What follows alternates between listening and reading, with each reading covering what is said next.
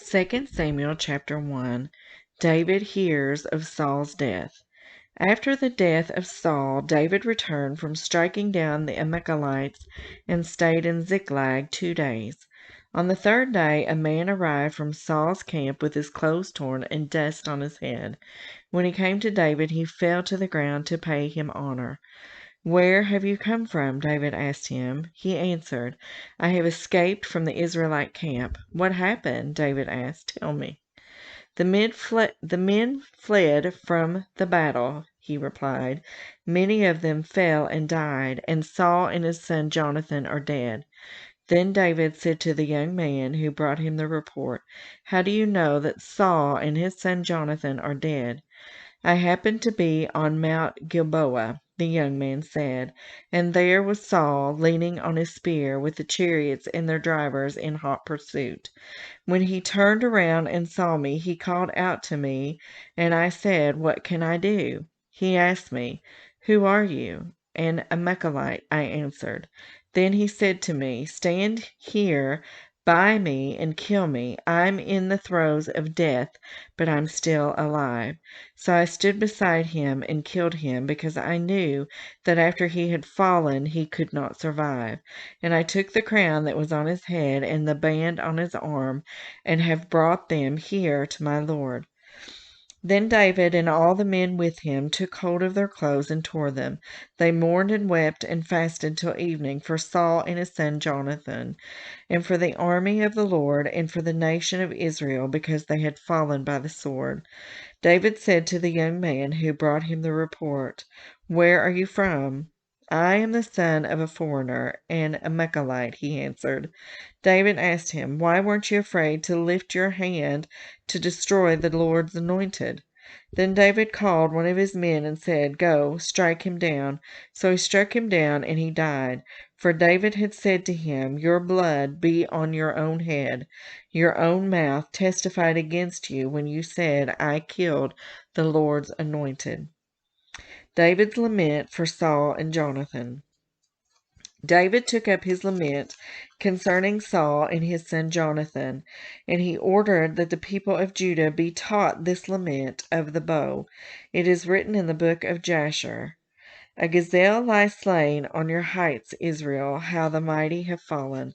Tell it not in Gath, proclaim it not in the streets of Ashkelon, lest the daughters of the Philistines be glad, lest the daughters of the uncircumcised rejoice. Mountains of Gilboa, may you have neither dew nor rain. May no showers fall on your children. For there the shield of the mighty was despised, the shield of Saul, no longer rubbed with oil. From the blood of the slain, from the flesh of the mighty, the bow of Jonathan did not turn back. The sword of Saul did not return unsatisfied. Saul and Jonathan, in life they were loved and admired, and in death they were not parted. They were swifter than eagles, they were stronger than lions. Daughters of Israel, weep for Saul, who clothed you in scarlet and finery, who adorned your garments with ornaments of gold. How the mighty have fallen in battle. Jonathan lies slain on your heights. I grieve for you, Jonathan, my brother. You were very dear to me. Your love for me was wonderful, more wonderful than that of women. How the mighty have fallen, the weapons of war have perished." Chapter 2. David anointed king over Judah. In the course of time, David inquired of the Lord, "Shall I go up to one of the towns of Judah?" he asked. The Lord said, "Go up." David asked, "Where shall I go?" "To Hebron," the Lord said. So David went up there with his 2 wives, Ahinoam of Jezreel, and Abigail, the widow of Nabal of Carmel. David also took the men who were with him, each with his family, and they settled in Hebron and its towns. Then the men of Judah came to Hebron, and there they anointed David king over the tribe of Judah.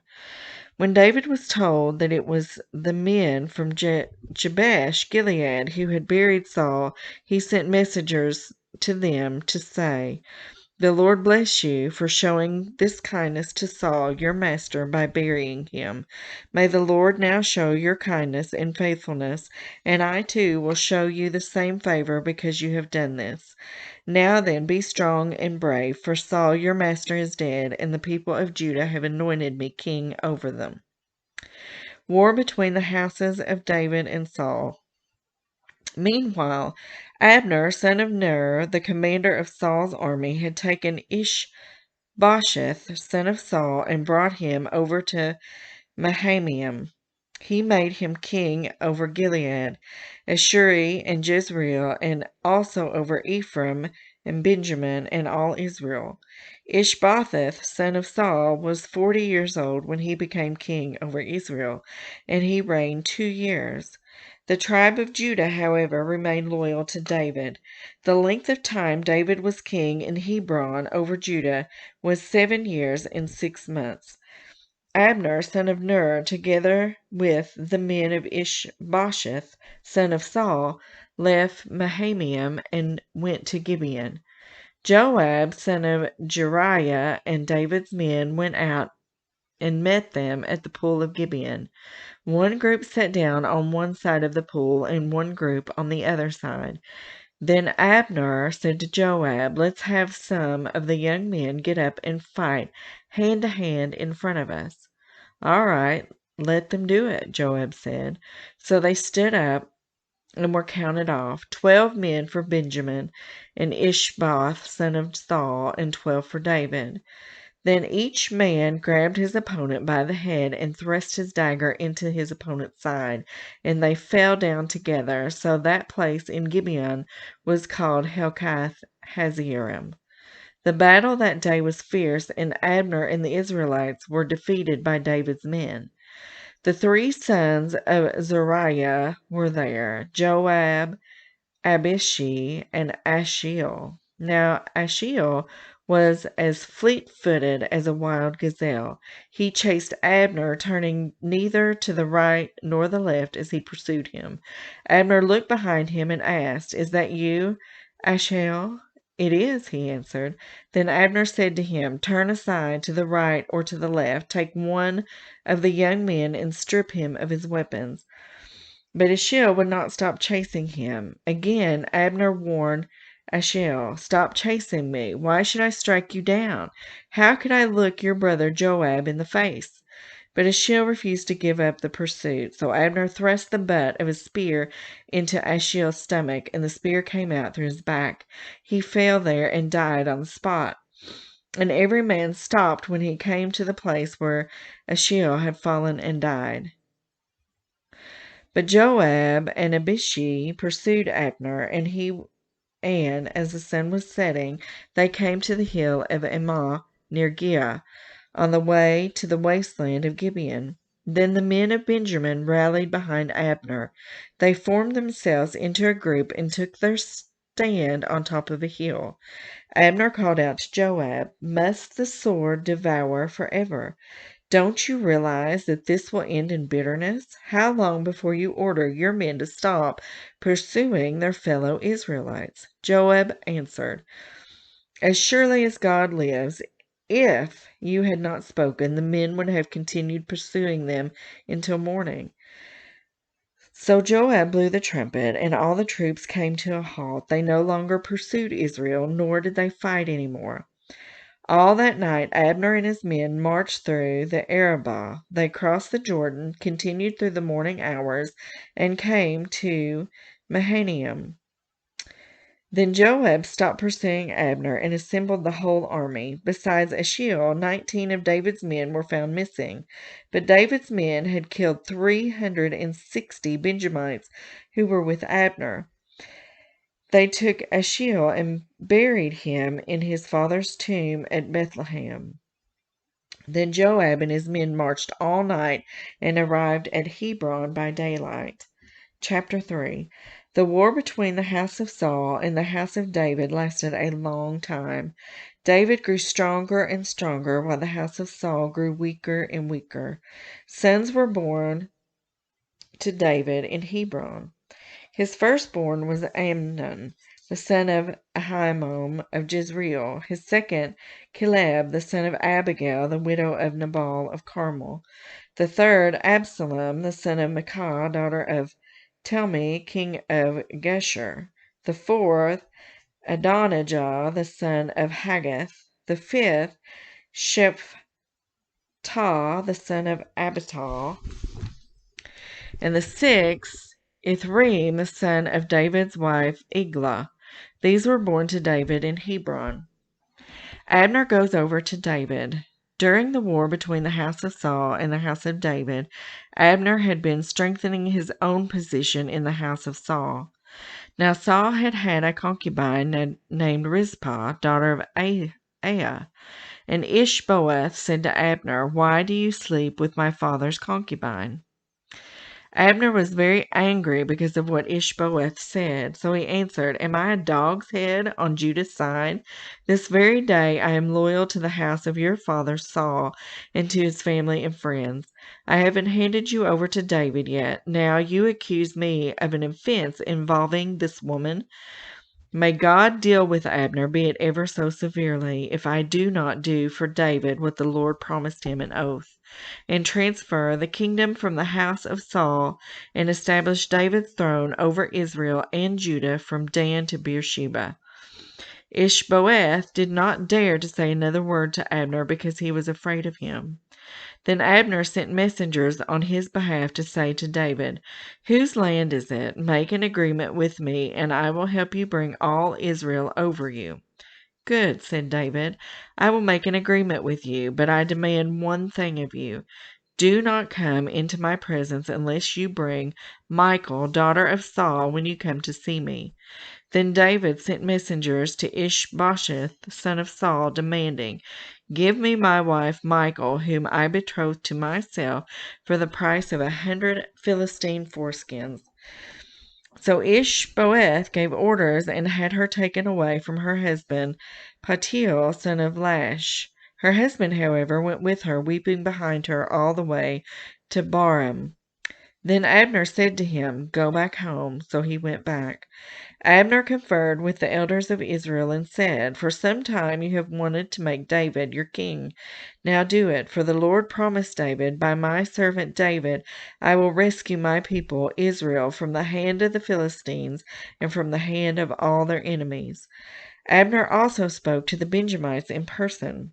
Then he went to Hebron to tell David everything that Israel and the whole tribe of Benjamin wanted to do. When Abner, who had 20 men with him, came to David at Hebron, David prepared a feast for him and his men. Then Abner said to David, "Let me go at once and assemble all Israel for my lord the king, so that they may make a covenant with you, and that you may rule over all that your heart desires." So David sent Abner away, and he went in peace. Joab murders Abner. Just then David's men and Joab returned from a raid and brought with them a great deal of plunder. But Abner was no longer with David in Hebron, because David had sent him away, and he had gone in peace. When Joab and all the soldiers with him arrived, he was told that Abner, son of Ner, had come to the king, and that the king had sent him away, and that he had gone in peace. So Joab went to the king and said, "What have you done? Look, Abner came to you. Why did you let him go? Now he is gone. You know Abner, son of Ner. He came to deceive you and observe your movements and find out everything you are doing." Joab then left David and sent messengers after Abner, and they brought him back from the cistern at Sirah. But David did not know it. Now when Abner returned to Hebron, Joab took him aside into an inner chamber, as if to speak with him privately.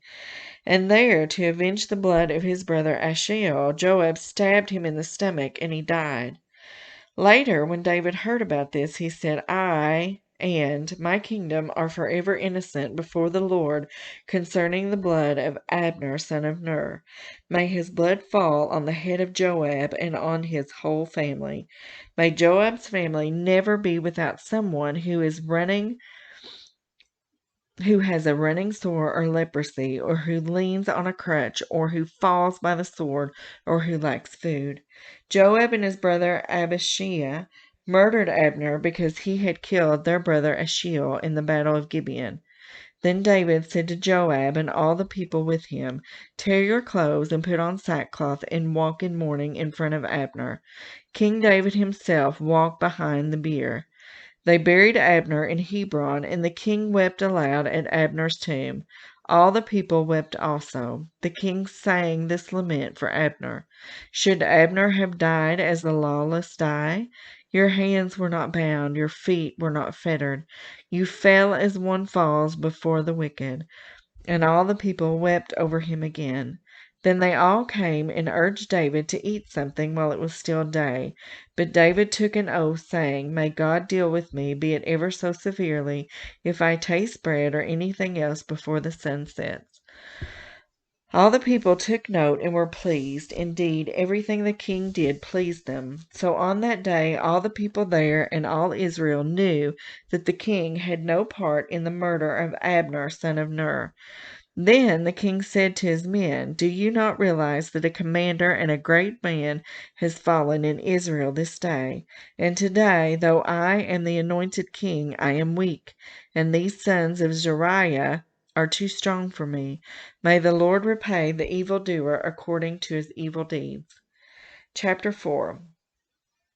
Ishbosheth murdered.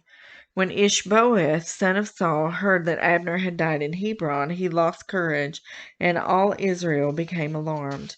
Now Saul's son had two men who were leaders of raiding bands. One was named Baanah, the other Rechab. They were sons of Rimmon the Beerothite, from the tribe of Benjamin. Beeroth is considered part of Benjamin because the people of Beeroth fled to Gittim and have resided there as foreigners to this day. Jonathan, son of Saul, had a son who was lame in both feet. He was 5 years old when the news about Saul and Jonathan came from Jezreel. His nurse picked him up and fled, but as she hurried to leave, he fell and became disabled. His name was Mephibosheth. Now Rechab and Baanah, sons of Rimmon the Beerothite, set out for the house of Ishbosheth, and they arrived there in the heat of the day while he was taking his noonday rest. They went into the inner part of the house as if to get some wheat, and they stabbed him in the stomach. Then Rechab and his brother Baanah slipped away. They had gone into the house while he was laying on the bed in the bedroom. After they stabbed and killed him, they cut off his head. Taking it with them, they traveled all night by way of the Arabah. They brought the head of Ishbosheth to David at Hebron and said to the king, "Here is the head of Ishbosheth, son of Saul, your enemy, who tried to kill you. This day the Lord has avenged my lord the king against Saul and his offspring." David answered Rechab and his brother Baanah, the sons of Rimmon the Beeroth, "As surely as the Lord lives, who has delivered me out of every trouble, when someone told me Saul is dead, and thought he was bringing good news, I seized him and put him to death in Ziklag. That is the reward I gave him for his news. And how much more, when wicked men have killed an innocent man in his own house and in his own bed, should I now demand his blood from your hand and rid the earth of you?" So David gave an order to his men, and they killed them. They cut off their hands and feet and hung the bodies by the pool in Hebron. But they took the head of Ishbosheth and buried it in Abner's tomb at Hebron.